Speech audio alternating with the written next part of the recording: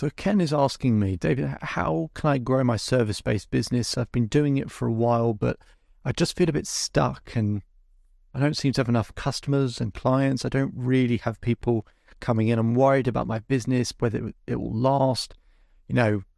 One more economic crisis and my business is gone.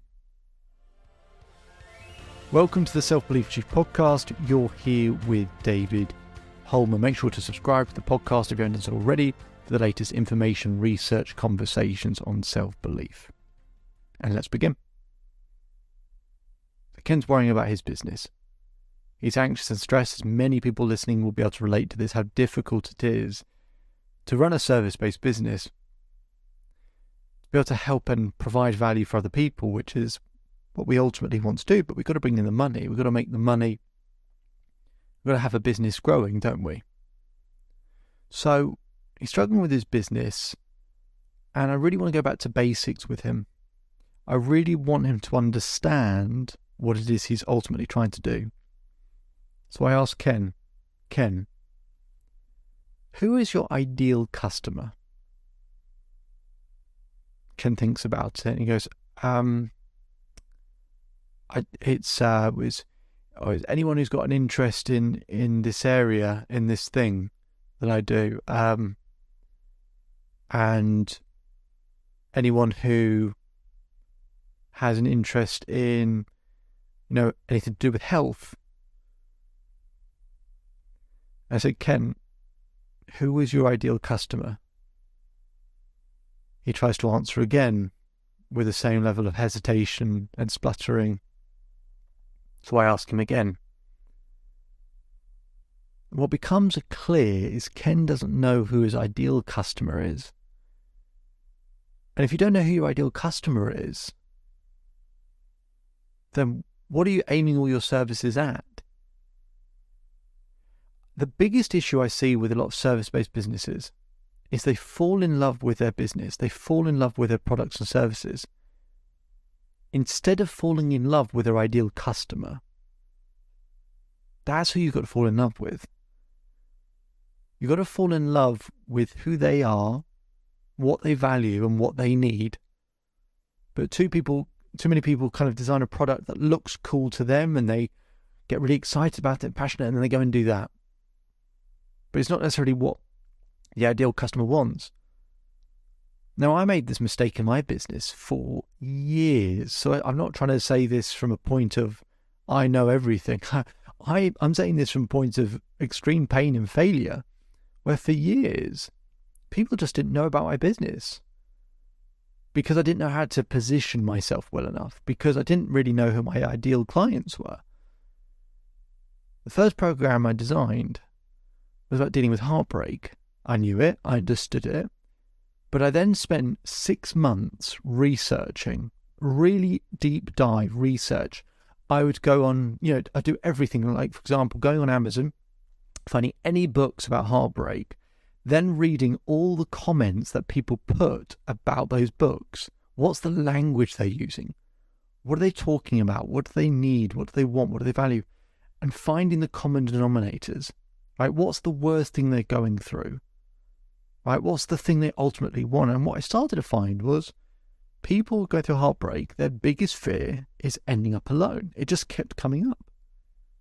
And the thing they ultimately wanted was to experience more love in their life, whether it was to meet someone new, or maybe it's to have a bigger social circle, or to have more love with themselves. They wanted to overcome the fear of being alone, and they just wanted more love in their life. So then I designed a whole program around that because I knew that's what people wanted. Guess what? Lots of people wanted it. Lots of people wanted to work with me because I was using the language that my ideal clients were using.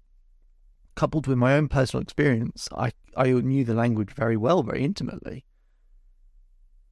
So again, I have to get an understanding of who his ideal customer is. So we get him to do the research, to do the work, to actually understand what is it that they value, what do they need, what do they want? What do they want that no one else is providing? So he does this research. It takes a lot of time to do the research. There's no shortcut, there really isn't. But he'd just never done it. We'd never been taught how to do the research before. There are lots of things I get people to, fill out a 10-page document with questions so that it helps them understand how to research it. But as painful as that sounds, once you do it, you don't have to keep working it out. Every product, service, bit of marketing material, everything, you can just go back to that document and assess, is it matching what my ideal customer or client wants? Because ultimately, if you're in a service-based business, you should be providing people exactly what they want and need. Otherwise, you shouldn't really be in business. You should be giving people what it is they need and are asking for desperately. Give them that with tremendous added value. If you do that, you'll be fine. So, having these conversations with Ken, he does the research, he comes back and he gets an understanding. And then we look at his existing products and services. We find about 60% of them are irrelevant. They're just not what his customers want, his clients want. So, we start to reshape them, right? We start to change the products and services. We create ones that people actually want or are asking for. We start getting an understanding of what his existing customers have been constantly asking for as well. See what is working and what isn't. Success leaves clues. And we gather up all that information, and then we can create a product and service where his ideal customers want it and are desperate for it and absolutely need it and are sort of banging down the door hoping that they can get his service. Now, why do people avoid all of this? Well, the trap we all get into, and I've been in this trap before, is we think if I narrow down my niche to something really clear and really specific, just one particular ideal customer, then am I not just going to lose out on loads of people? Ironically, it's the opposite. If you are broad and general in who you serve, people won't have the level of passion and commitment to know whether it's really for them. And so they'll kind of hesitate and they'll be unsure. Maybe some people do it, maybe some people won't, but it's all very casual. If you're casual about who your ideal customer is, your customers are going to be very casual with you. If you're really specific and niche, yes, it'll push other people away, right, who don't want that service. But for the people it is the right people for, more of them will come through the door, and a lot more of them will come through than if you be broad and general. Actually, the numbers of clients or customers you'll have will be significantly higher. So do the research. If you get the bullseye right, it's then very easy to know what services and products to then create.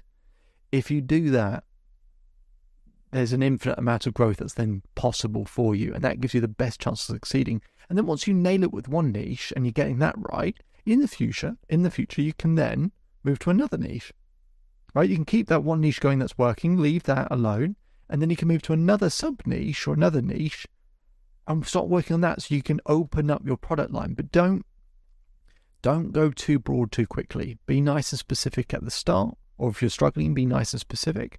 Really expertly serve one, group of people and position yourself as an expert at that thing, right? If you fall in love with your ideal customer, work out the language that they use and what they value and need, provide a product and service that meets that exact need, you can start positioning yourself as an expert at that thing. And people want to work with experts, not generalists. My name is David Holman. If you change today, today will change your life. So enjoy the rest of your day. Enjoy the rest of your life. If you want more information, visit the Self-Believe Chief website. There's hundreds and hundreds of free hours of free content on there. Otherwise, I'll speak to you again soon.